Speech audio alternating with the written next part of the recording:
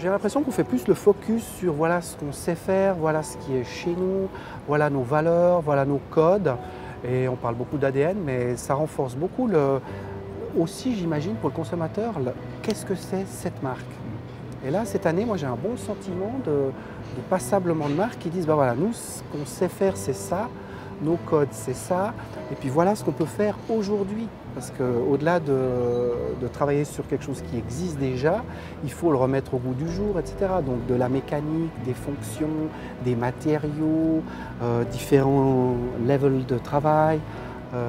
C'est assez extraordinaire de voir le potentiel qu'ont encore ces, dans certains cas, vieilles montres. Certaines ont plus de 80 ans, on se dit mais comment c'est possible? Les maisons retravaillées avec des fondamentaux, je crois que c'est le mot, avec des fondamentaux sur des pièces qui sont connues. Quand on dit le nom de la marque, on pense à ce produit. Et comme tu le dis, avec après tout un savoir-faire d'aujourd'hui qui fait qu'on oublie les coûts marketing. Pour parler de Jaeger-LeCoultre, les 85 ans de la Reverso peut être a priori, on se dit mais qu'est-ce qui se passe encore à un anniversaire? Et j'ai été absolument séduit par l'offre de cet anniversaire. En matériaux de cadran, en offre mécanique, c'est exceptionnel. Et franchement, je suis sorti de ce stand en re-aimant cette pièce. Donc c'est réussi. Audemars Piguet, qui ressort et qui veut refabriquer des montres avec de l'or jaune. Ah bon, qu'est-ce qui se passe? Pourquoi, quand, comment? Et c'est vrai que vu qu'on est dans les fondamentaux, l'or il est jaune, il n'est pas blanc, il n'est pas rose, il est jaune. Et les montres en or jaune étaient, dans une certaine époque, avec des mélanges comme le bleu ou le blanc, iconiques. Donc là, moi j'ai un très bon sentiment de courage. Bonjour, c'est Vachement Constantin, très réussi, avec une offre qui est vraiment très large. Toute la délicatesse apportée à cette nouvelle génération, franchement très très réussie. C'est vraiment une très très belle ligne de montre qui est fidèle à la maison et à l'overseas et qui arrive à un bon moment aussi. C'est une très belle offre qui a une 3 aiguilles, un chrono, une belle offre féminine, un système de bracelets interchangeables. Et puis je peux jouer avec les couleurs évidemment, mais les trois bracelets fonctionnent sur la même tête de montre. Cartier avec une magnifique drive, une boîte de montre un peu coussin, avec une lumière sublime, des proportions magnifiques. Une fois de plus, Cartier, comme l'année passée avec la clé, comme quelques années auparavant avec Ballon Bleu, offre une créativité réelle, avec des nouvelles formes, même si elles sont revisitées. Je trouve qu'il y a vraiment, c'est vraiment une maison, une grande maison de création. Et pour moi, c'est toujours un joli moment de découvrir en disant « Ouh, ils ont pris des risques ». Voilà, gris, or rose.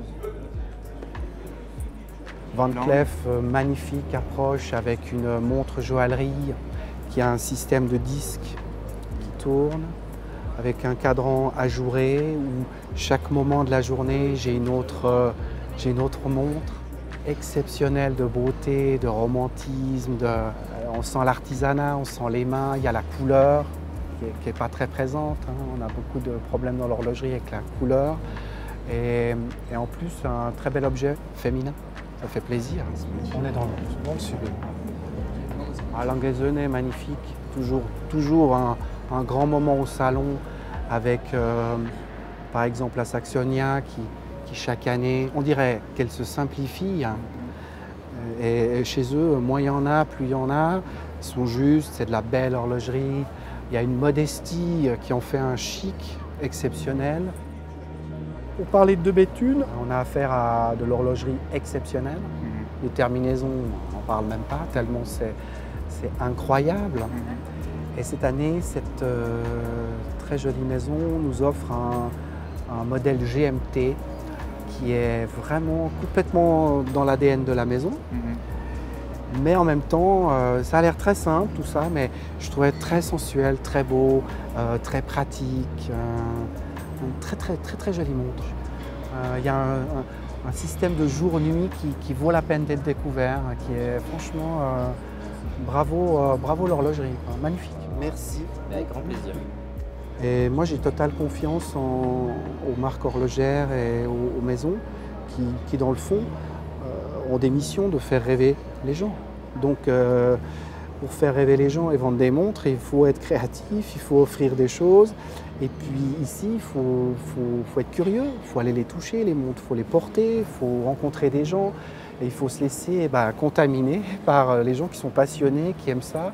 J'ai un bon sentiment de, de beau travail bien fait. On sent qu'il y a quelque chose qui se passe de sain. On a l'impression que les gens ont envie de faire des choses vraies. Donc ouais, moi je suis assez positif.